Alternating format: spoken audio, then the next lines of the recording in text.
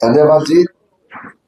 हमारे प्रदेश अध्यक्ष संजय सहयोगी जी, संजय मयूख जी, हमारे मीडिया प्रभारी और मीडिया के मित्रों, बहुत ही संक्षिप्त में मैं आपसे बात करूंगा क्योंकि इस बार बजट 2026-27 1 फरवरी को पेश किया गया।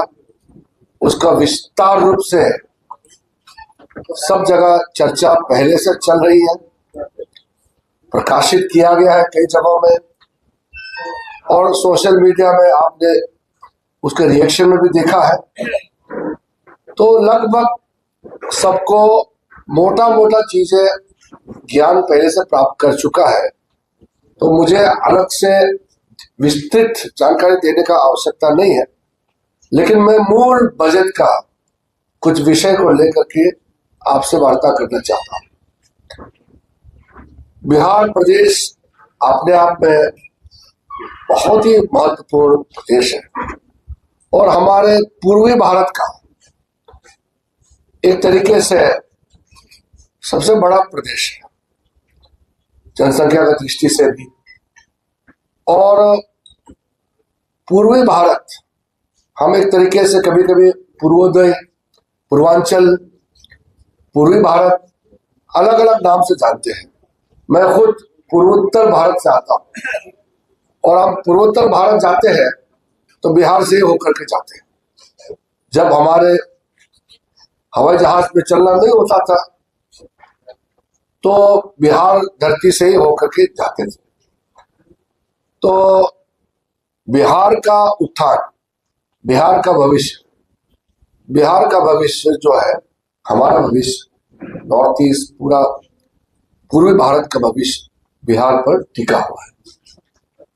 इस बार का बजट में विकसित भारत का जो न्यू प्रधानमंत्री मोदी जी ने 2014 में रखा था, उसको बल देते हुए मजबूत खंबा फिर से इस बार गाड़ा है और पूर्वोदय नाम से कई स्कीम्स इसमें घोषणा भी हुई है। चाहे वो रेल का एक्सप्रेस हो, चाहे वो राजमार्ग हो, चाहे वो बौद्ध धर्म का एक सर्किट हो, या वो एमएसएमई छोटे छोटे जो हमारे यूनिट्स होते हैं, काम करने वाले बुनकर होते हैं, खादी वाले होते हैं और ग्रामीण क्षेत्र में छोटे छोटे कारखाने होते हैं। ये सारा चीजों को जीवित करके बल देने के लिए एक अच्छा ताकत इस बार रखा है। मेरा गला भी सूखा हुआ है।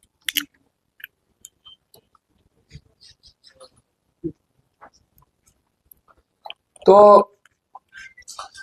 मैं मानता हूं कि पूर्वी भारत के लिए इस बजट में बहुत कुछ दिया है और विशेष करके बिहार के लिए,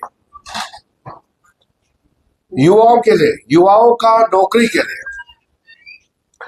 अलग से एक बल इसमें दिया है। स्टार्टअप इकोसिस्टम से लेकर के ग्रामीण इलाकों में रोजगार पैदा करने के लिए जो स्कीम लॉन्च की है और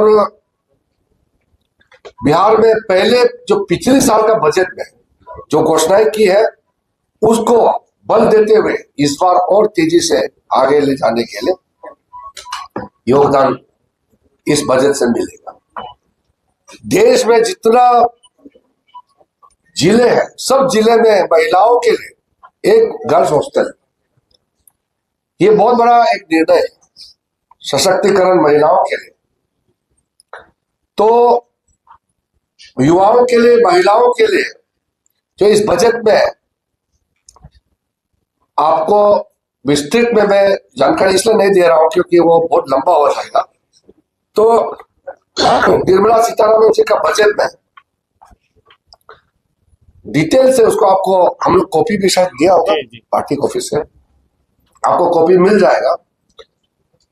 एक दो मुख्य पॉइंट को मैं रोशनी डालना चाहता हूं।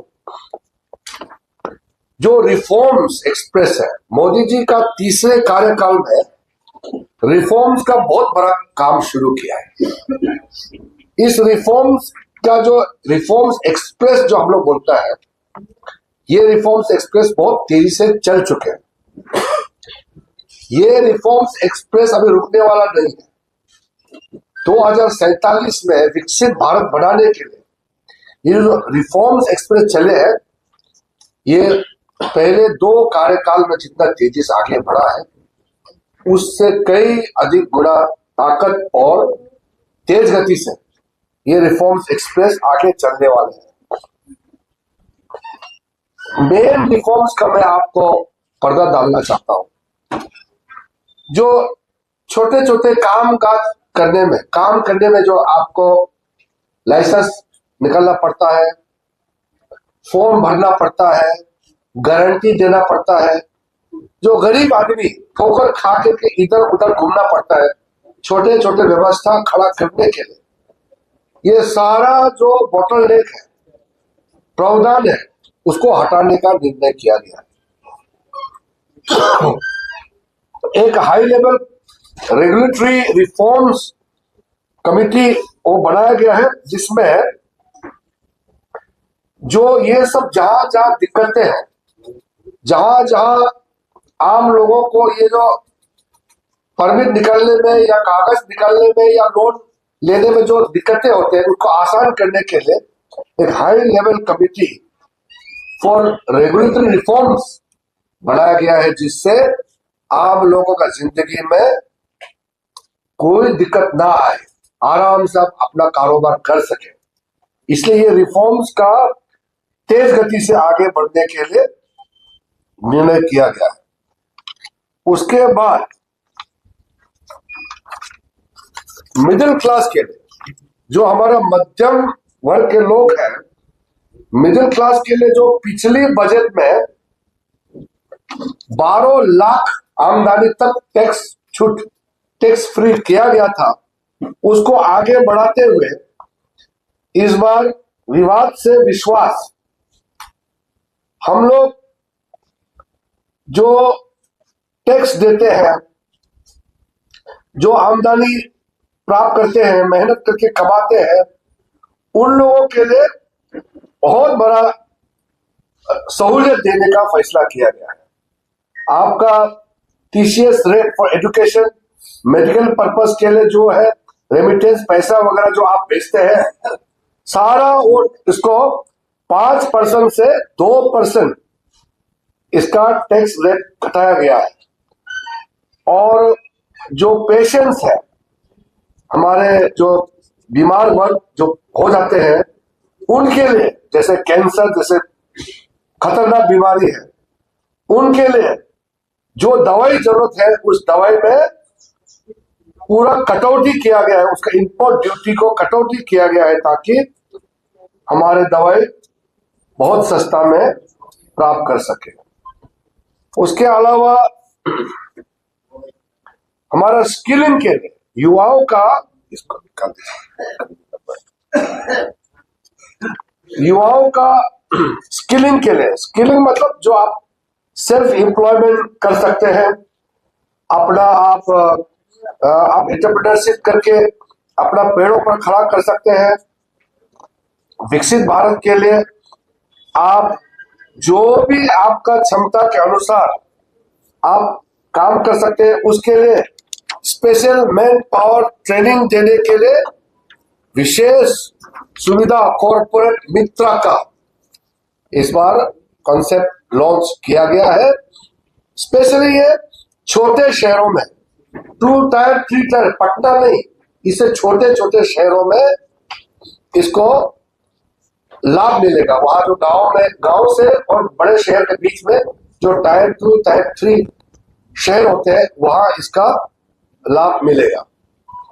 उसके बाद युवाओं को ताकत देने के लिए मोदी सरकार ने क्वालिटी एजुकेशन पर बल देते हुए बजट में नेशनल इंस्टीट्यूट ऑफ हॉस्पिटैलिटी का गठन किया गया है। इसमें होटल मैनेजमेंट, जैसे बिहार में भविष्य में टूरिज्म का बहुत संभावनाएं है, जैसे बोध गया से लेकर के नालंदा से लेकर के पटना और भी कई जगह लोग आना चाहते हैं, उसको युवाओं को ट्रेनिंग दिया जाएगा।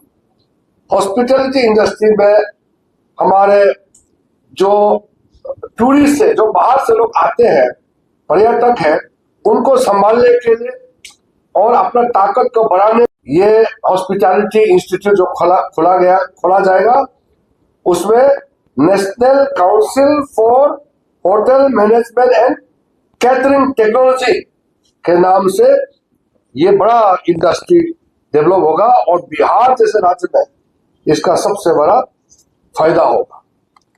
और यहाँ इंफ्रास्ट्रक्चर का लॉन्ग टर्म ग्रोथ के लिए आपको मालूम है 2004 से 2014 हम तो विपक्ष में रहे हैं, आखिरी बजट जब दिया था यूपीए सरकार ने 2 लाख करोड़ इंफ्रास्ट्रक्चर के लिए उनका टोटल बजट था। आप सोचिए आज से 11 साल पहले 2 लाख करोड़ यूपीए का बजट था, ये सड़क बनाने में, रेलवे लाइन बनाने में, बाकी जो जितना इंफ्रास्ट्रक्चर बनाने में। अब सोचिए इस बार लगभग 12.5 लाख करोड़ इस बार दिया गया है। मैं खुद बहुत करीब से मैंने देखा है, मैं जब चुनाव लड़ा, गाड़ी खरीद के मैं दिल्ली से 5 गाड़ी लेकर के अरुणाचल प्रदेश जा रहा था। बिहार को क्रॉस करने में 3 दिन लगा मुझे। 1991 में बनारस से गया होते हुए, ये मध्य बिहार से होते हुए किशनगंज से मुझे बंगाल पहुंचना था, 3 दिन लगा उस समय। अभी आप बिहार का एक कोने से दूसरे कोने 1 दिन में आराम से पहुंच सकते हैं। तो ये जो दो अटल जी ने जो एक प्रधानमंत्री ग्राम सड़क योजना चलाया था, उसके अलावा इस देश में कोई बड़ा कार्यक्रम नहीं था। आज तो ये जो 12.5 लाख करोड़ का जो कैपिटल एक्सपेंडिचर जो इस बार दिया है, उसका बहुत बड़ा इसका शेयर जो है वो बिहार के लिए होने वाला है। जो मैंने आपको शुरू में बताया, जो यहाँ कॉरिडोर, एक्सप्रेस हाईवे, रेलवे का कॉरिडोर, आपका राजमार्ग का कॉरिडोर, बुद्धिस्ट सड़कें, अन्य टूरिज्म सड़कें जो खोलने वाले हैं, ज्यादातर ये जो 12.5 लाख करोड़ जो लागत होगा वो पूर्वोत्तर और पूर्वी भारत में होगा, यानी कि बिहार, बंगाल, ऊपर का आंध्र प्रदेश, झारखंड और पूर्वोत्तर भारत, ये जो पूर्वी भारत में इसका सबसे ज्यादा लागत होने वाला है।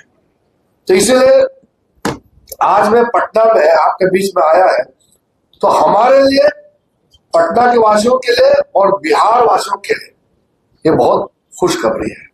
इसलिए बजट सुनने के बाद कुछ लोग भूल गया होगा, इसलिए मैं सोचा कि फिर एक बार आपके माध्यम से लोगों तक ये संदेश हम पहुंचाया जाए कि ये बजट में बिहार और हमारा पूर्वी भारत के लिए कितना बड़ा कदम उठाया गया है। उसके बाद में इस बार एक नया कॉन्सेप्ट लेके आया है बजट में। पहले हम लोग बोलते थे बड़ा शहर ग्रोथ इंजन होता है, जैसे पटना, बनारस, लखनऊ, कलकत्ता या मुंबई, चेन्नई वगैरह। इस बार का बजट में जो बीच वाला है, 10 लाख 20 लाख बीच का जो जनसंख्या वाला शहर है, टायर 2, टायर 3, इन शहरों को विकसित भारत का ग्रोथ इंजन बनाने का फैसला किया गया है। और ये गांव और बड़ा शहर, जैसे पटना और गांव, इस बीच में जितना भी शहर आता है या और भी अलग अलग जगह पे, क्योंकि टायर 2 और 3 टाउन मेरे ख्याल से हमारे देश में सबसे ज्यादा उत्तर प्रदेश और बिहार में टायर 2 और टायर 3 शहरों का संख्या बिहार और यूपी में सबसे ज्यादा है। तो जब टायर 2 टायर 3 को ग्रोथ इंजन बनाना मतलब वहां का सारा व्यवस्था सिविक एम्यूनिटी से लेकर के वेस्ट से पावर जनरेट करना या हमारा वहां पे लोकल एम्प्लॉयमेंट जनरेशन करने के लिए व्यवस्था खड़ा करना, ट्रेनिंग का सेंटर खड़ा करना, स्वरोजगार का व्यवस्था खड़ा करना, उससे लेकर के और जो बड़ा शहर में जो फैसिलिटी है वो भी उसमें भी अवेलेबल किया जाए, उसका सबसे बड़ा शुरुआत इस बार का बजट में किया गया है। तो मैं मानता हूं इसका लाभ बिहार जैसे राज्य को बहुत बड़ा फायदा मिलने वाला है और इसका भी विस्तृत जानकारी आपको जरूरत पड़ने पर दिया जाएगा। बजट डॉक्यूमेंट आपके पास होगा और वैसे हमारा वेबसाइट में आपको इसका डिटेल मिल जाएगा। इसके अलावा हमारा जैसे बिहार में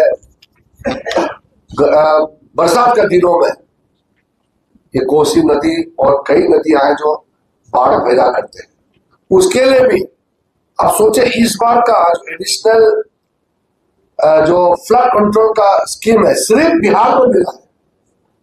मैंने भी मांगा था, मेरे अरुणाचल प्रदेश में भी कुछ उसका फंड चाहिए, लेकिन क्योंकि प्रधानमंत्री जी ने कहा कि बिहार को सबसे ज्यादा नुकसान हुआ पिछले कुछ सालों में, इसलिए बाढ़ का रोकने के लिए और उसमें जो बाकी व्यवस्था है उसके लिए जो फ्लड प्रोटेक्शन का कार्य के लिए जो राशि दिया गया है वो सिर्फ बिहार प्रदेश को आवंटित किया गया इस बार।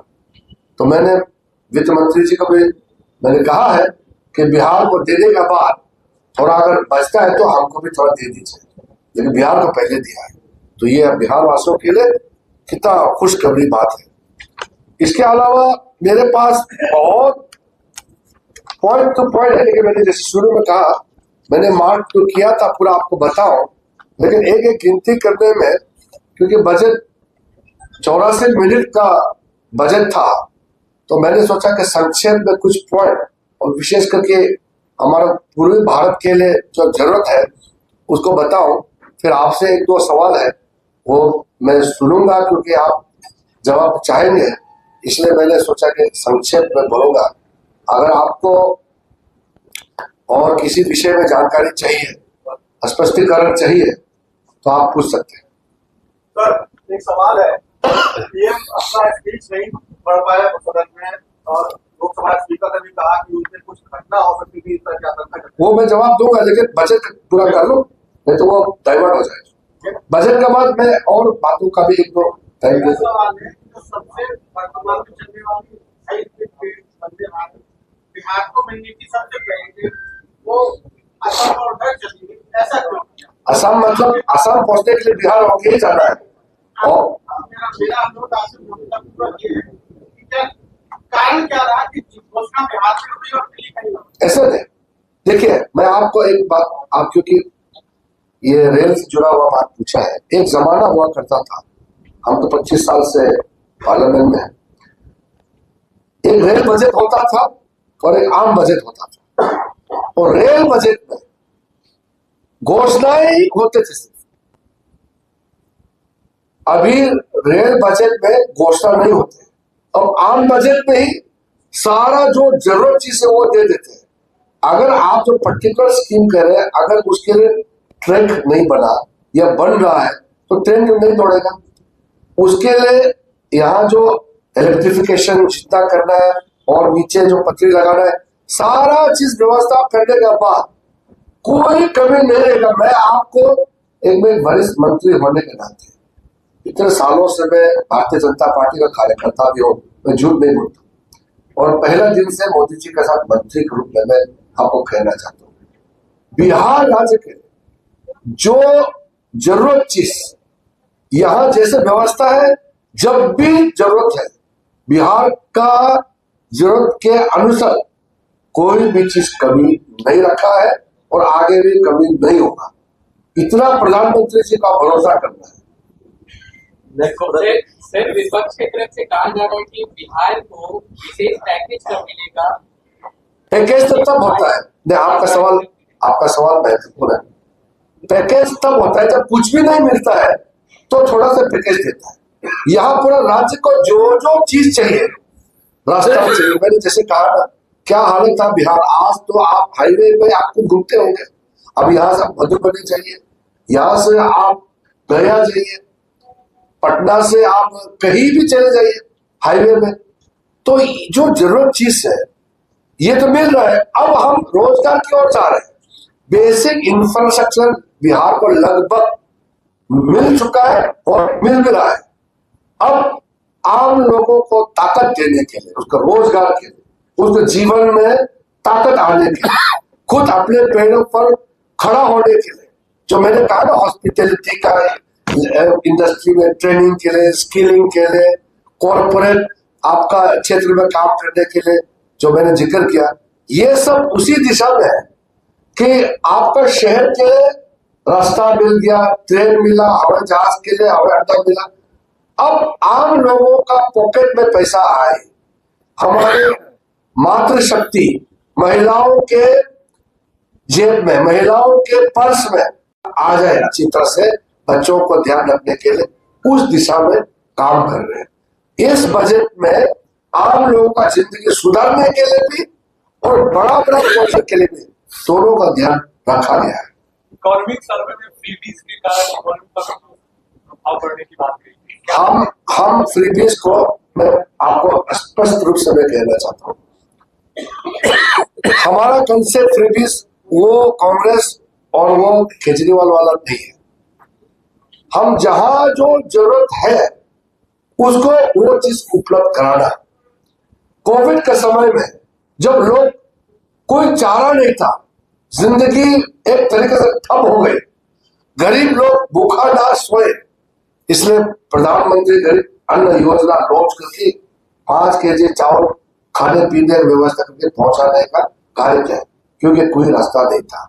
और बिहार में जो योजना चला अभी चुनाव से पहले जो किया है, वो यहाँ का महिलाओं के लिए, उनको सीधा सीधा लाभ मिले, उसको आप वो जो फ्री इलेक्ट्रिसिटी, फ्री वो वाला उर्स मत देखिए। जो बहुत ही अहम और अत्यंत आवश्यकता वाला चीज अगर नहीं मिल रहा है तो उसको तुरंत उपलब्धि करना सरकार का जिम्मेदारी है, इसलिए हम लोग करते हैं। हम वो बाकी फ्री में बांटने वाला वो वाला नहीं करते हैं।